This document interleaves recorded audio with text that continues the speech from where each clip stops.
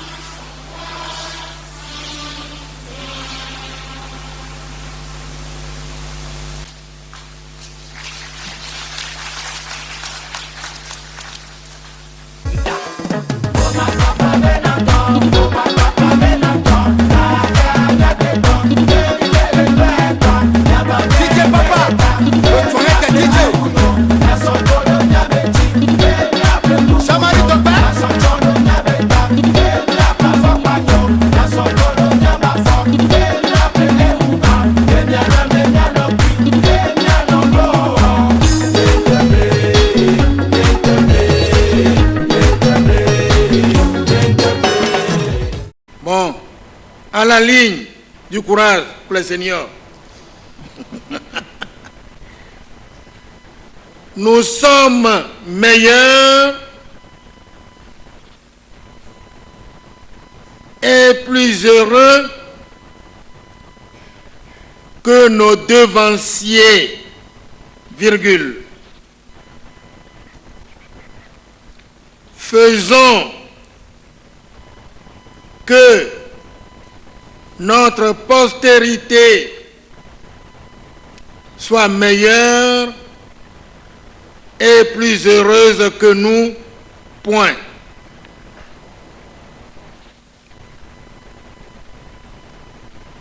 Nous sommes meilleurs et plus heureux que nos devanciers, virgule.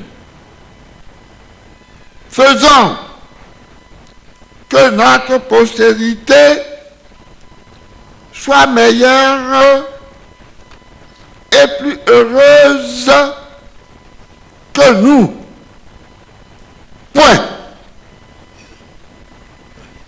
Nous sommes meilleurs et plus heureux que nos devanciers, virgule.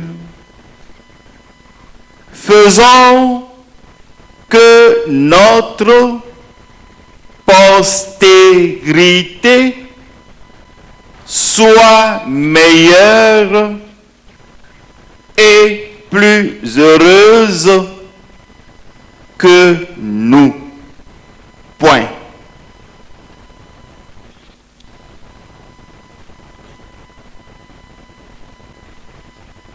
Il n'est pas d'homme si pauvre et si mal doué qui ne puisse contribuer au progrès dans une certaine mesure. Point et point final. Pour les seigneurs aussi. Il n'est pas d'homme si pauvre et si mal doué qui ne puisse contribuer au progrès dans une certaine mesure.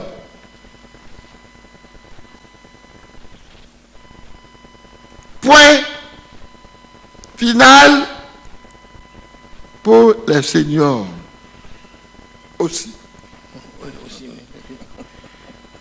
Il n'est pas d'homme si pauvre et si mal doué qui ne puisse contribuer au progrès dans une certaine mesure. Point final pour les seigneurs.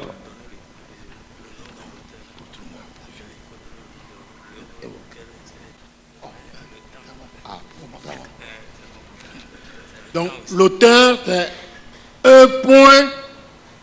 Abou.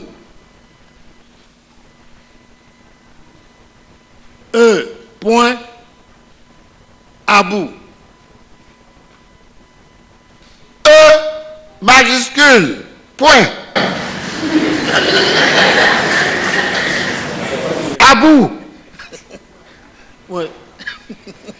Abou. Abou. A-B-O-U-T. On est arrivé au bout, quoi. C'est fini. Abou. A-B-O-U-T.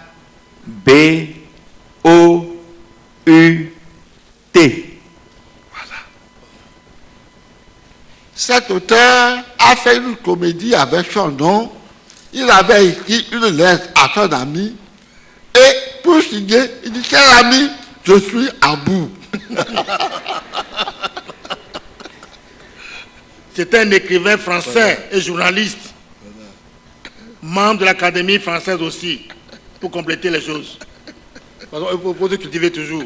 On est parti chercher ça aussi. C'est ça, très bien. On va relire. On relit tout, hein. Oui. Donc prenez vos feuilles. Vous relisez tout. Ouais, ouais. Aussi bien les minimes, les cadets, les juniors que les seniors. Dictée, ajoutons à l'humanité. C'est le titre. On ne vous demande pas des miracles, virgule. On désire seulement que vous laissiez quelque chose après vous. Point. Entre guillemets, celui qui a planté un arbre avant de mourir n'a pas vécu inutile. Fermez les guillemets. Point. C'est un proverbe indien qui le dit. Point. En effet, virgule, il a ajouté quelque chose à l'humanité. Point. L'arbre donnera des fruits, virgule, ou tout au moins de l'ombre, virgule, à ceux qui naîtront demain. Point. À la ligne.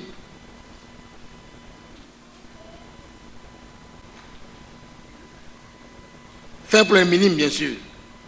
Un arbre, virgule, un toit, virgule, un outil, virgule, une arme, virgule, un vêtement, virgule, un remède, virgule, une vérité démontrée, virgule, une découverte scientifique, virgule, un livre, virgule, une statue, virgule, un tableau, 2 points.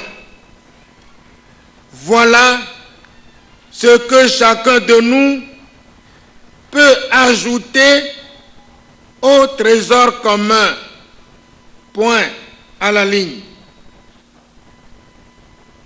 Il n'y a pas aujourd'hui un homme intelligent qui ne se sente lié par des fils invisibles à tous les hommes passés, virgule, présents et futurs, point. Nous sommes les héritiers de tous ceux qui sont morts, virgule, les associés de tous ceux qui vivent, virgule, la providence de tous ceux qui naîtront, point final pour les cadets, à la ligne, pour témoigner notre reconnaissance aux 1000 générations qui nous ont fait graduellement ce que nous sommes, virgule, il faut perfectionner la nature humaine en nous et autour de nous, point. Pour remercier dignement les travailleurs innombrables qui ont rendu notre habitation si belle et si commode, il faut la livrer, après si commode, virgule, pardon, il faut la livrer plus belle et plus commode encore aux générations futures. Point final pour les juniors. À la ligne. Nous sommes meilleurs et plus heureux que nos devanciers, virgule. Faisons que notre postérité soit meilleure et plus heureuse que nous. Point. Il n'est pas d'homme si pauvre et si mal doué qui ne puisse contribuer au progrès dans une certaine mesure. Point final pour les seniors aussi, et donc pour tout le monde. Auteur E. About, A-B-O-U-T. Et nous sommes arrivés à bout. Merci. À la terre, quand nous finissons une cérémonie et qu'on doit plier les ordonnances de se rendre à leur place, on leur dit ad nota vestra. Alors, la veste à mon Seigneur, on dit, ils sont accomplis ad nota vestra.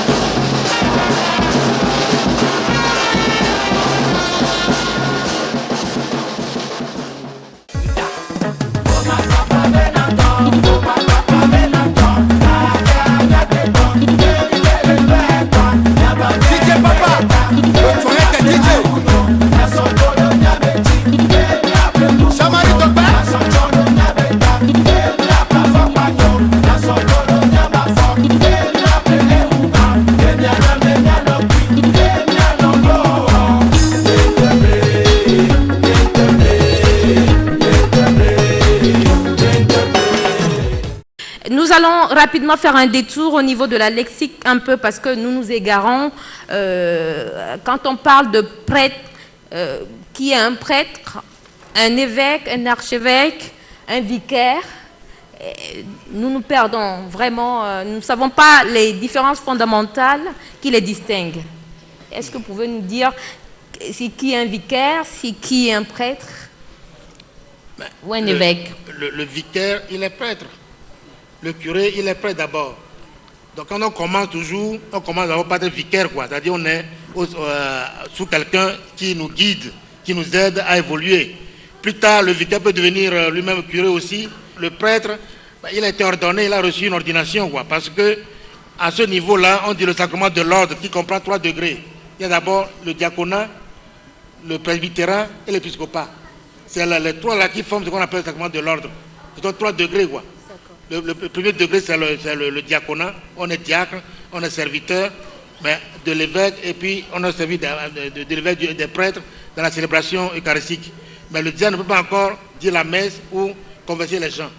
Il faut attendre le presbytérat, l'ordination sacerdotale, pour avoir l'onction dans les mains avec le Saint-Crème, et à ce moment-là, on peut dire la messe et converser les gens au nom du Seigneur. Maintenant, quand on est prêtre, on peut être prêtre curé, c'est-à-dire on est responsable d'une paroisse et on est aidé par d'autres prêtres qui sont là, qui sont des coopérateurs, ce qu'on appelle les vicaires. Maintenant, en étant prêtre, bon, ça c'est le Seigneur qui décide. Avec Rome, quelqu'un peut devenir après évêque.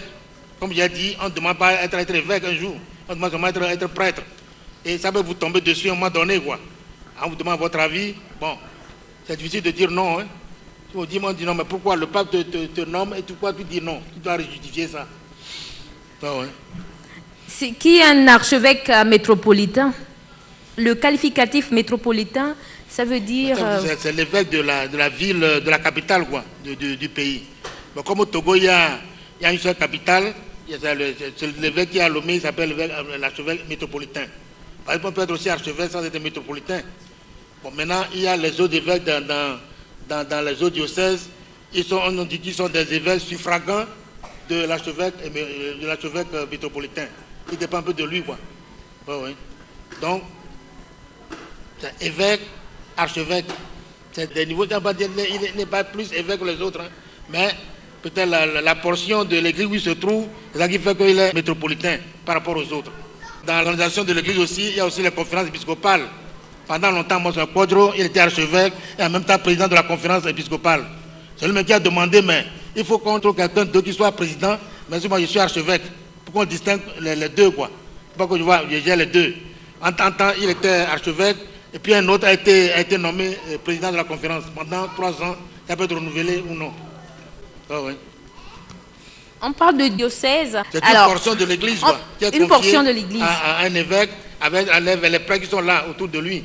Donc le diocèse, une portion de l'église. Et la paroisse? Dans ce diocèse, il y a plusieurs paroisses. À Lomé, il y a au moins une cinquantaine de paroisses. Mais tous dépendent de l'évêque, de l'archevêque. Donc au fond, c'est l'évêque qui est là et qui donne la mission à tel prêtre, dans telle paroisse ou dans telle œuvre. Il prolonge son ministère, quoi, et sa mission. Donc il faut qu'il travaille en communion avec l'évêque et aussi, bien sûr, en collaboration avec les autres prêtres dans le diocèse. C'est ces 2 petites portions aussi du diocèse confiées à tel prêtre, parce que l'évêque ne peut pas être partout. Mais ils sont là en son nom. Comme au niveau des églises de réveil, on parle d'apôtres. Le réveil, c'est encore ça, c'est encore autre chose. Hein. C'est plus compliqué que ça. C'est pas simple. C'est pas simple. Bon, en plus des paroisses, il y a aussi les stations secondaires. C'est bon. Merci pour ce voyage dans le paysage de l'épiscopat. Oh, ouais. Voilà, merci beaucoup. On va quand même vous remercier pour votre apport à cette émission. Et qu'est-ce que l'Église catholique, en votre présence aujourd'hui et celle de Monseigneur Philippe Fanoko-Bodro, pense de ce projet? Le projet Les Champions de l'orthographe. Le projet vise à améliorer le niveau de la langue française, quoi. Ici au Togo, ailleurs aussi. Et moi, c'est a toujours lutté pour ça. C'est pourquoi il a accepté volontiers cette émission. Moi aussi, je m'inscris dans sa ligne pour que relevons le défi, redonnons le blason, quoi. Au collège Saint-Joseph ici, et ainsi de suite. La dernière fois, on est venu à la distribution des prix. Moi, j'étais heureux, moi aussi. Parce qu'on a vu qu'il y a vraiment un grand bond qui se fait, quoi. Il y a vraiment une amélioration grâce au nouveau recteur qui est là, au formateur, qu'il faut que le collège Saint-Joseph redonne ce blason et devienne le collège de Saint-Joseph qu'on a connu dans le temps. Dans la distribution des prix est là, c'est pour stimuler l'émulation. Dans mon temps ici, à collège Saint-Joseph, dans mes classes, il y avait beaucoup d'émulation. Tu peux être premier de classe, si tu ne maintiens pas ton niveau, tu peux être balancé, devenir par exemple 5e ou 10e. Hein. Dis, ah, il faut que je me débrouille davantage. Donc c'est l'émulation. Mais il faut qu'on améliore le niveau de la langue française. Et ici au Togo, ailleurs aussi. Même sur la prononciation aussi. Je m'excuse, vous voyez. Il y en a qui pensent que quand on dit par exemple déploiement, il faut dire déploiement. Quand on dit remerciement, on dit remerciement. Même des grandes personnes, hein, c'est malheureux. Parce qu'il y a le E, il veut prononcer le E. On peut prononcer le E, des remerciements, déploiement, éternuement, et ainsi de suite. Le E est avalé, quoi. Donc il y a la bonne écriture, mais la bonne prononciation aussi. C'est pourquoi on a ici pour sur l'épellation, on dit des mots, non? Exactement. C'est ça. Voilà. Donc essayons de faire un effort pour nous inscrire dans la ligne de l'excellence toujours, de la qualité de la langue. En attendant que les résultats remontent, est-ce que vous avez vécu aussi le train de 10 heures qui élimine? C'est le certificat d'études primaires élémentaires, hein. On dit CEPE. Ben, le système était ainsi fait. On commence toujours par la dictée, donc le français est très important. Donc on fait la dictée comme ça, on fait les questions. Pendant qu'on fait tout ça, on corrige la dictée. Et ceux qui ont déjà 0, mais avec 5 fautes, on vient vous dire, mais monsieur, tu peux plus continuer. Alors on prend la tangente, là, on s'en va tranquillement. Alors que les problèmes qui viennent après, il y en a qui sont capables de résoudre les problèmes. Hein. C'est pour dire l'importance du français, quoi. Parce qu'on tenait vraiment à l'écriture correcte de la langue française. C'est pour ça qu'on fait ça. Donc moi j'ai subi ça, comme je vous disais, le 16 juin 1956. On a fait la dictée. La dictée était intitulée La Difa. D-I-2-F-A. Un repas arabe. La Difa est le repas de l'hospitalité. On prend la viande avec les doigts, sans couteau ni fourchette. Et ainsi de suite. Et à la fin, la bénédiction du ciel, il descendra. Point final. Bon, après, il y a les collections qui viennent. Et il y en a qui sont partis. Quelques temps après. Mais grâce à Dieu, on est resté jusqu'à midi. On est resté encore l'après-midi. Et puis on a donné les résultats des 10 premiers. Et on dit les autres sont admis. C'est comme ça qu'on a réussi. Ce jour-là, on a rendu grâce à Dieu. Parce que moi, je me disais, mais comment je vais m'en tirer, quoi. Bon, voilà. Bon, merci beaucoup. Dans le public, il y a 3 personnes qui voudraient bien vous poser des questions. Est-ce que vous le permettez? D'accord. Oui. La série de questions. Merci. Hector Dalméda, je me nomme. Je suis parent d'élèves du collège Saint-Joseph et président de la commission des 70 ans du collège Saint-Joseph, anciens élèves du collège Saint-Joseph, de la 6e en terminale.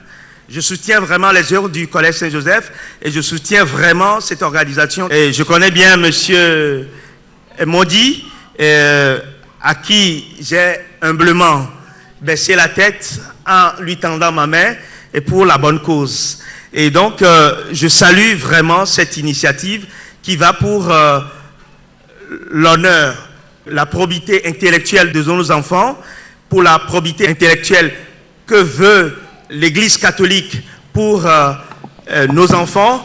Et je soutiens, et je voudrais bien soutenir ce mouvement de toute manière pour la bonne cause. Et ma question, la voici. Elle est précise. Je voudrais savoir si ce concours pourrait atteindre un niveau national, vraiment national, et tel que c'est déjà commencé par des années, je sais, et qui sont passés par mes mains, entre griffes, et je voudrais bien savoir si cela pouvait durer, et si ça va durer, et que cela dure. Ma simple question est plus qu'une certitude, et qu'avec mon ami, le père Bokovi, avec qui j'ai fait Strebler Saint-Joseph, et que je confirme que si cela passe par ses mains, ça devait avoir une ampleur nationale pour la probité intellectuelle de nos enfants. Et surtout, de l'inquiétude de certains parents qui trouvent inutile le latin, l'espagnol, dont j'ai eu souvent 20 sur 20, jusqu'à remplacer la physique par l'espagnol au BPC. Je voudrais simplement dire qu'il faudrait que l'Église catholique puisse arriver à soutenir un certain nombre de choses qui sont vitales pour la probité intellectuelle. Merci. Voilà la question.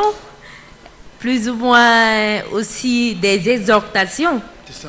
Voilà, et merci beaucoup pour cette exhortation à l'endroit des chrétiens qui doivent aussi cultiver l'excellence. C'est une contribution que vient de donner notre ami. Et dans le mot de M. Marc Mondji, j'ai cru entendre que Monseigneur Pojo veut soutenir une caravane, quoi. La prochaine fois, c'est avocat, non? Oui. Donc, Monseigneur a gagné la cause. Moi aussi, je commence à gagner la cause. Il faudrait que cela continue au niveau du diocèse de Lomé. Maintenant, ce qu'il faut faire quand on parle de national, il faudrait qu'on passe le flambeau aux autres diocèses aussi. Donc, à Néro, Palime, à Tapame, Sokoré, Kara, ils adaptent progressivement, quoi. Tout ça va seulement concentrer à Lomé. Je crois qu'on peut commencer à y travailler. Mais il faut que nous soyons aussi épaulés par les parents d'élèves, les anciens de Saint-Joseph, les anciens de Saint-Albert, là, de Tapame, les anciens, pour que cela puisse prendre plus d'ampleur que ce qu'on voit maintenant. Donc, je crois que mon point est d'accord. Moi, je suis dans la ligne. Il faut que cela gagne les autres aussi, diocèse par diocèse. Ça devient quelque chose de national pour le bien de nous tous au Togo. C'est tout ce que je peux dire pour le moment. Mon point va en rajouter. La question est bienvenue. Je remercie Dalmeda qui est venu d'abord exhorter, féliciter. Il a tout à fait raison. Parce que j'ai décidé de soutenir cette initiative qui vient de la part d'un de nos chrétiens catholiques qui a bénéficié de la formation de l'Église catholique. Et il a voulu faire un mouvement.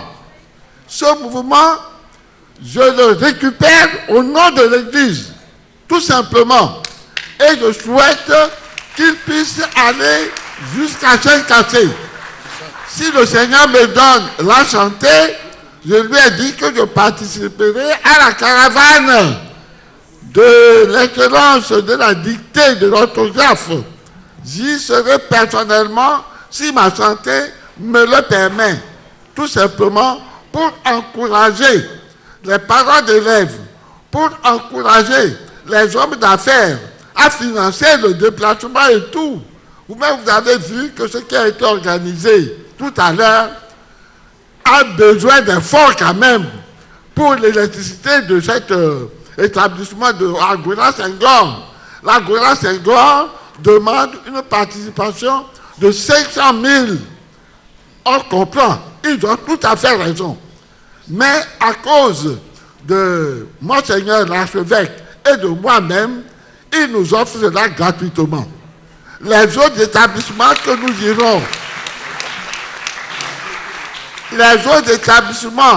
nous irons, louer pour faire cette dictée-là ne seront pas aussi généreux que les frères de Saint-Jean et communauté Saint-Jean. Par conséquent, nous avons besoin de fonds. Et pour payer les différents acteurs, regardez, nous avons la télévision, la presse et tout avec nous. Eux autres, ils doivent être payés. Monsieur Mondji, qui est l'initiateur, mais qu'est-ce qu'il a comme emploi? C'est un pur dévouement, tout simplement. Alors il faut qu'on l'aide pour qu'il ait le nécessaire pour les déplacements. Pour qu'ils vont voyager, qu'ils vont aller en voiture. Certains vont loger dans les hôtels. Et tout. Quand même, soyons raisonnables. Et il faut que nous, les chrétiens, nous soutenions cette œuvre, essentiellement œuvre d'église. Même si c'est commencé par un laïc, tant mieux. Maintenant, la hiérarchie, je me mets de son côté. Tout simplement. Donc, merci mon ami Dalmeda. Nous irons jusqu'au bout avec la grâce de Dieu pour que l'œuvre de l'Église soit rayonnante et bénéfique pour tous les enfants togolais. Voilà. Merci, Monseigneur. Merci. Et 1000 fois merci à Monseigneur Podjro.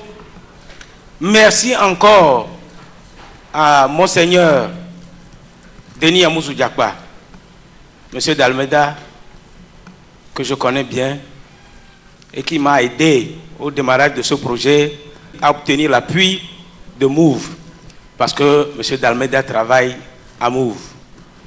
Eh bien,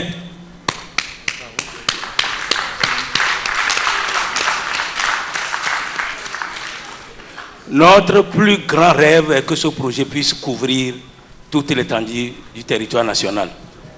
À son démarrage, j'avais échangé avec le ministre de l'enseignement technique et de la formation professionnelle. Pendant 2 heures, il m'a reçu à son bureau et il m'a dit que ce projet doit être rendu obligatoire dans tous les établissements sur l'ensemble du territoire. Et si, selon ses vœux, les choses avaient pu aller dans ce sens-là aujourd'hui, on aurait déjà terminé la première phase du projet, puisqu'il était question de promouvoir les langues. Et nous avons pris 4 langues, le français, l'anglais, l'allemand et l'espagnol, qui sont enseignés dans le système éducatif de notre pays. Nous ne sommes pas allés pêcher par hasard ces langues, mais c'est parce que c'est des langues qui sont enseignées dans notre système éducatif que nous nous sommes dit, mais si on l'enseigne dans les établissements, pourquoi nous ne devons pas pouvoir bien les parler? Peu d'élèves togolais parlent anglais. Peu sont capables de parler l'allemand et l'espagnol. Nous avons été colonisés par les Allemands. Combien encore sont capables de parler allemand? Hier à la TVT, de jeunes filles, de toutes petites filles qui sont à l'université, ont parlé éloquemment l'allemand. Ich heiße Anakba Sosalam Sondra. Ich bin 18 und ich bin Studentin an der Universität Lomé. Also während diesem Wettbewerb gibt es viele Prüfungen. Das heißt, wir haben Diktat, Buchstabieren und mündliche Prüfung. Und während der mündlichen Prüfung habe ich als Thema, das ist das Lesen noch heutzutage wichtig gehabt. So, zu dieser Frage habe ich geantwortet, dass mit Lesen man viele Informationen bekommen kann. Dass mit Lesen man viel erfahren kann und mit Lesen kann man auch vieles über die anderen Völker, das heißt vieles über das Kultur, die Sitten und die Bräuche, die anderen Völker bekommen kann. Und andererseits ist auch das Lesen ein bisschen gefährlich. Jedoch wo man ihre Lesebücher oder ihre Romane nicht gut auswählt, so in diesem Kasus ist das Lesen ein bisschen gefährlich. Danke. Also guten Tag, mein Name ist Esaruna Dara, Studentin an der Universität Lomé. Ich bin die 9. zur Wettbewerb von Cassiège, die sie organisieren haben. Also wir haben schon die 8. de Finale, Quart de Finale gemacht und wir sind dabei, die Demifinale zu warten. Also was wir als Prüfung gemacht haben, ist Diktat, mündliche Prüfung und Buchstabieren. Also wir haben ein Diktat und dann haben wir ein Wort, um das zu buchstabieren. Am Ende machen wir einen Satz damit und wir haben ein Thema. Wir warten darauf, die Demi-Finale und Finale zu machen. C'était dans le cadre de cette compétition. Mais c'est faute de moyens qu'on n'a pas pu aller loin. Nous nous sommes arrêtés à Kara, à la demi-finale. Il reste la finale qu'il faut organiser. Mais personne n'a voulu nous donner les ressources pour cela. C'est en cela que je dis merci à Monseigneur Amouzou Diakpa parce que la séance de cet après-midi a été rendue possible grâce à lui.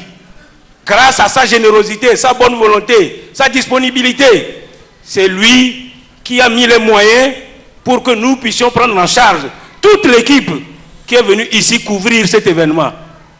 Les caméras que vous voyez, ceux qui sont chargés de la correction de la dictée, ceux qui sont membres du jury, et tout ce qui est derrière, la fanfare, les demoiselles d'honneur qui ont chanté. Fanfare parce que nous parlons de champions. Ceux qui sont ici, Monseigneur Amouzou Diakpa, Monseigneur Podro, c'est bel et bien des champions, de vrais champions.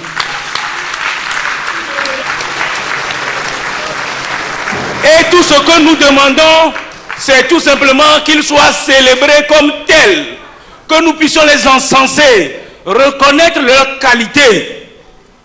C'est tout. Monsieur D'Almeida, je suis à votre disposition. Tant que vous voudrez, nous continuerons la bataille. Merci, merci et merci. Merci. Nous allons dire merci à Monseigneur Denis Amouzou Diakba pour ces échanges fructueux et surtout contagieux à l'endroit de la relève de demain. Merci à vous. Merci à vous aussi. Merci. Pour tout. Merci bien. On applaudit très fort et on raccompagne voilà, avec de la musique. Monseigneur.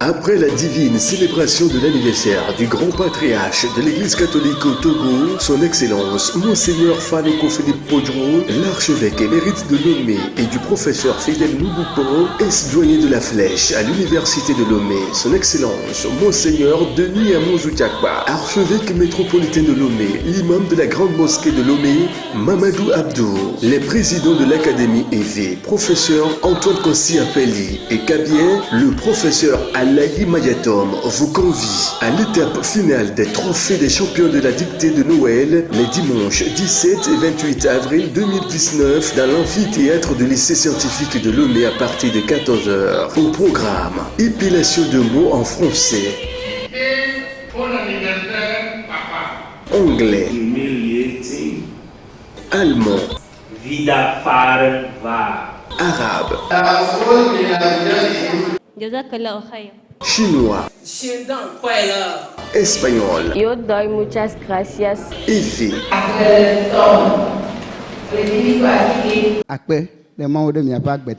et Kabien.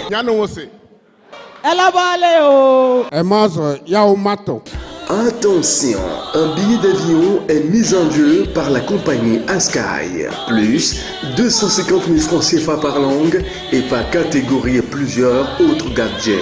Opérateurs économiques, saisissez cette opportunité pour faire la visibilité de vos produits et services en contribuant à l'atteinte des ODD. Objectif pour le développement durable numéro 4. et à un nouvel essor du système éducatif togolais. Inscription via Timoni et Flouze, Infoline 90 10 77 23 99 56 55 81. Les champions de l'autographe, le prix de l'excellence. Avec les champions togolaisiens, bâtissons la cité. Cassiège Togo, les jeunes qui osent. Bientôt, nous allons connaître les résultats de la première manche, c'est-à-dire l'épreuve de la dictée. Mais un intermède, pas n'importe lequel. Il s'agit de la compagnie Olatomi, qui est composée de deux, j'espère, des Togolais, des frères à nous, Marcus Sousoupo et Fabrice Paraïso. On applaudit très fort. Vous avez là Marcus Sousoupo. Habituellement, il est accompagné de Fabrice Paraïso. Ce soir, ça va être comment?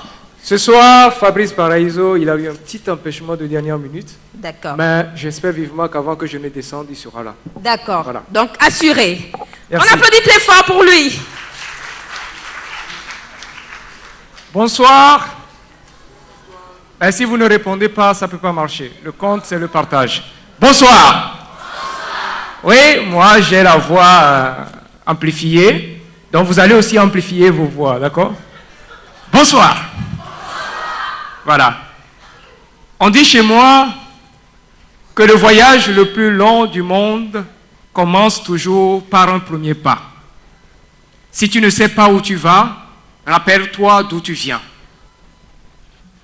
Ce n'est pas par manque de fer qu'on a fabriqué l'aiguille si petite. D'ailleurs, l'aiguille le dit, je suis petite et pourtant j'habille de grands hommes. Quand je fais rrr, vous répondez chien. Rrr, chat. Rrr, Chat. Oh, ça a été un. rrr. Chat. Je t'ai vu, tu m'as vu, on s'est salué, laisse-moi partir, je t'en prie. Non, pas Kaoni, je ne te laisse pas. Rrr. C'est l'histoire d'un bouc et d'une hyène. Vous connaissez tous la hyène? Dans les films, du moins, c'est possible. La hyène, ça fait comment? Ça fait... Et le bouc fait comment?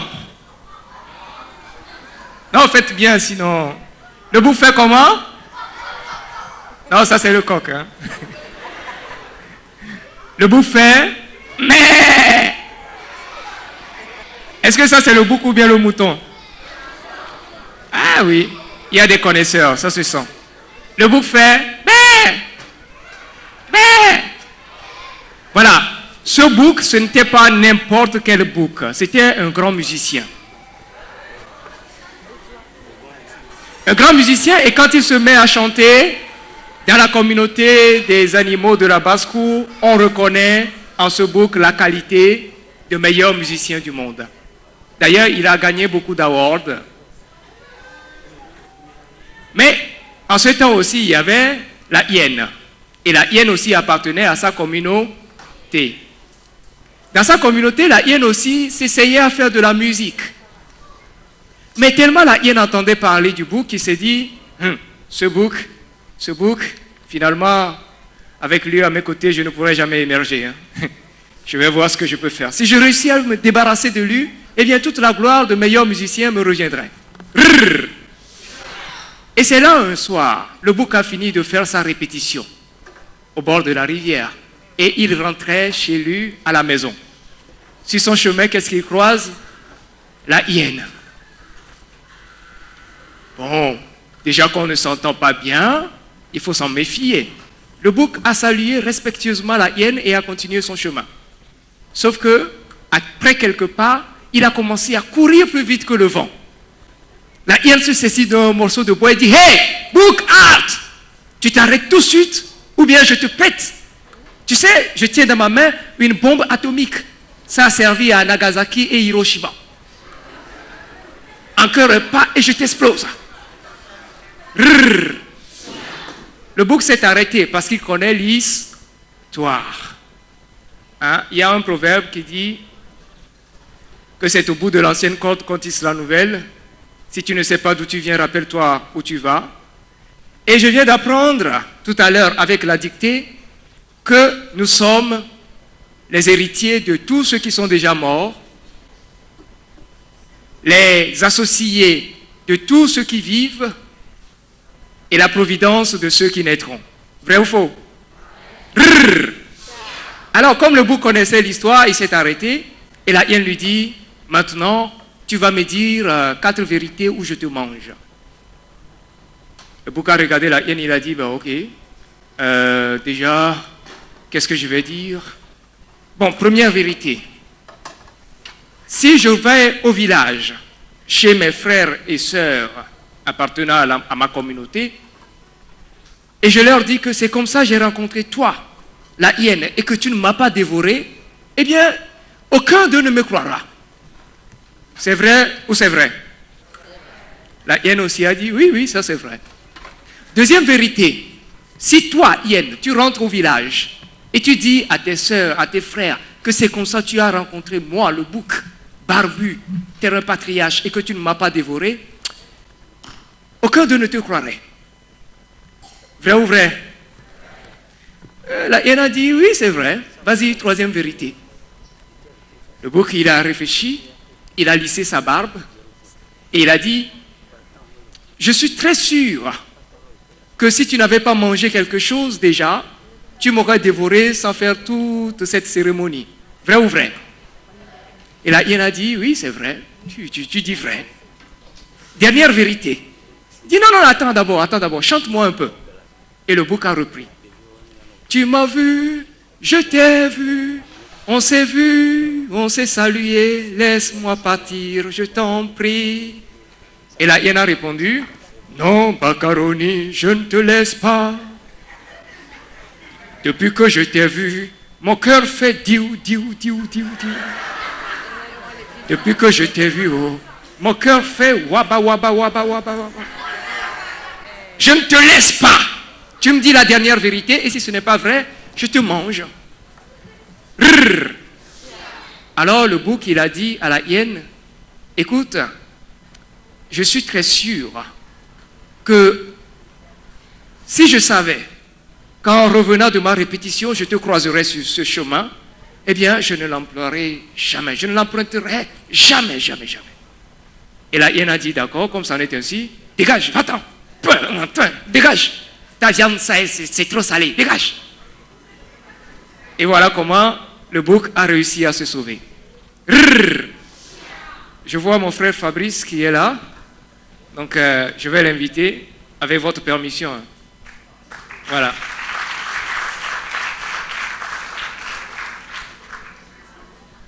Bonsoir, messieurs.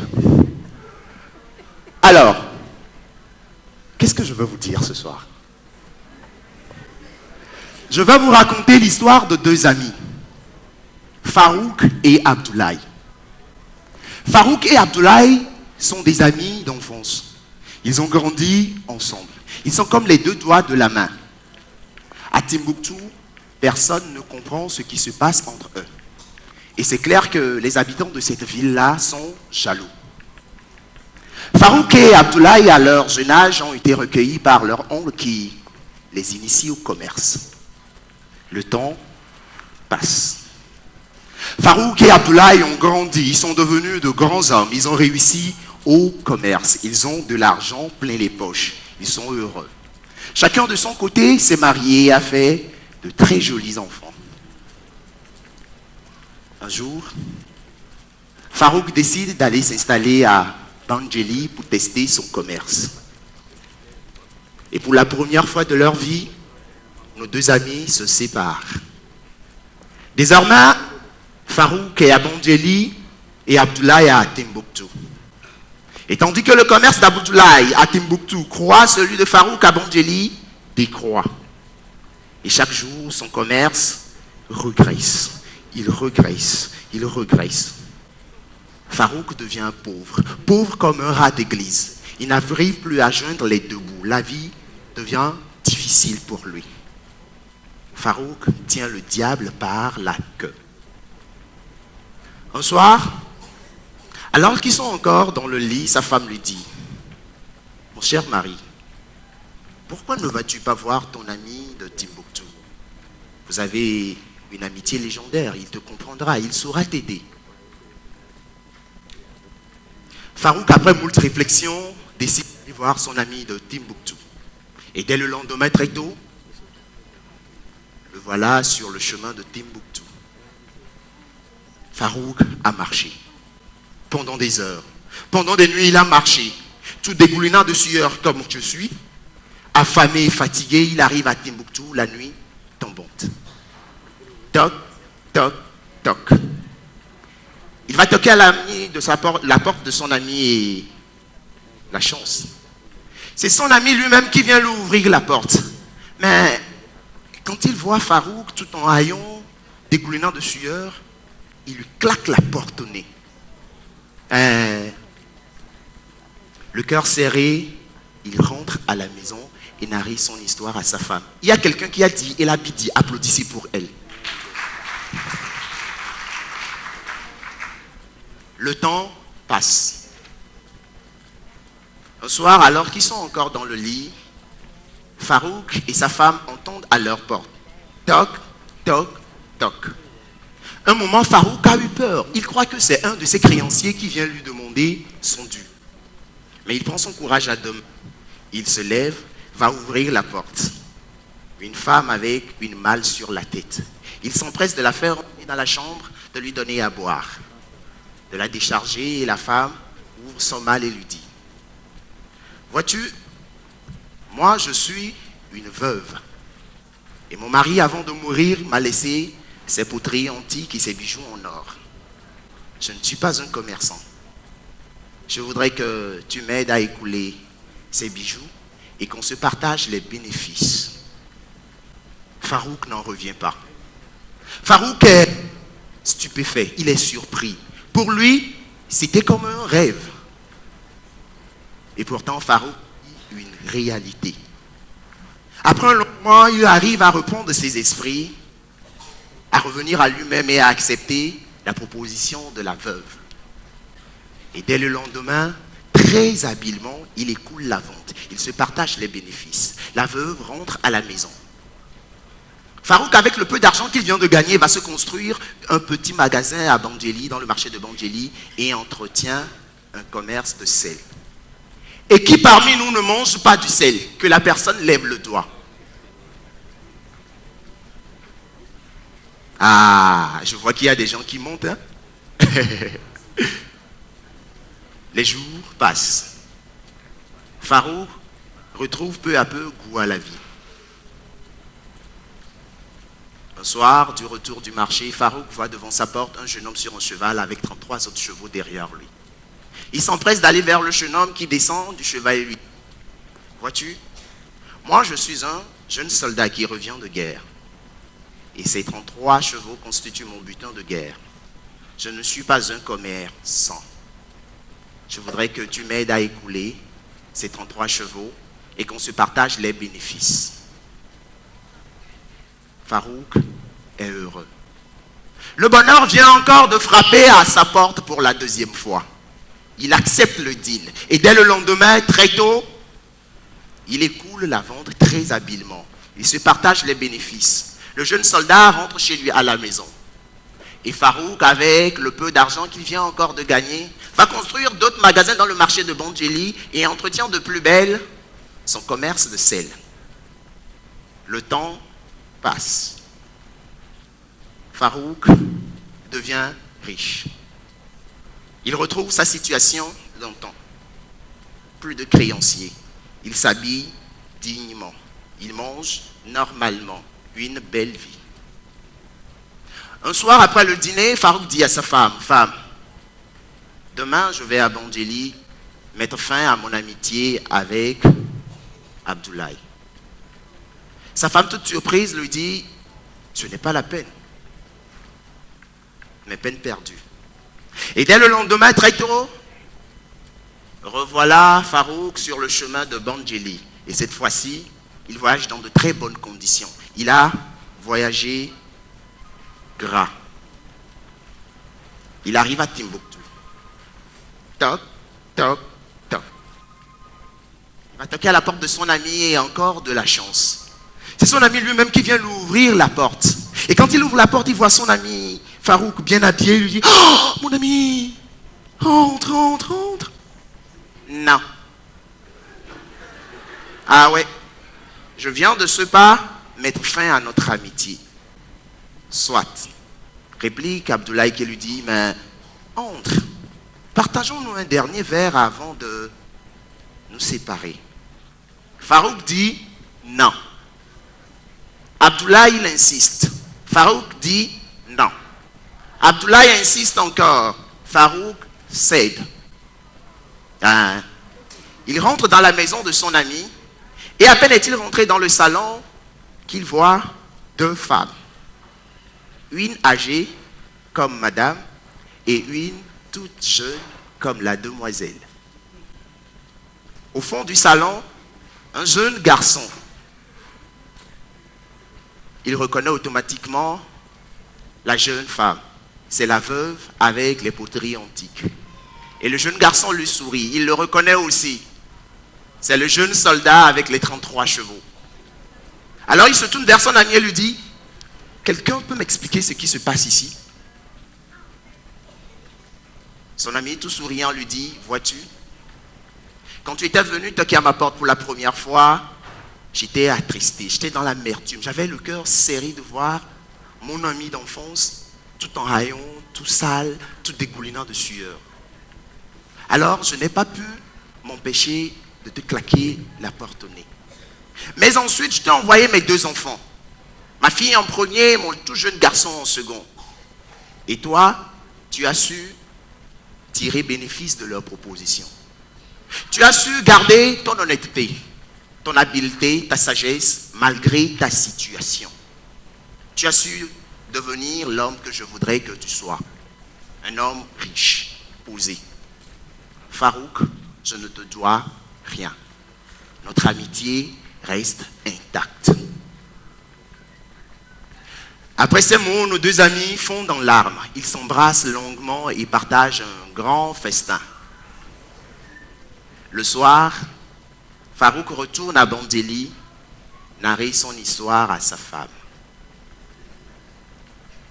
Olorio! Olorio! Marcus, je voulais aller. Les contes, ce sont des messages d'hier pour le futur à travers le présent. Vous êtes les présents, gardez ça dans vos cœurs et partagez ça avec le futur. Merci à vous. Merci à vous. Merci.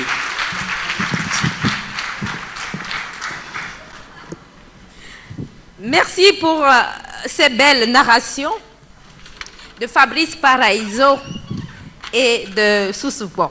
On les applaudit encore.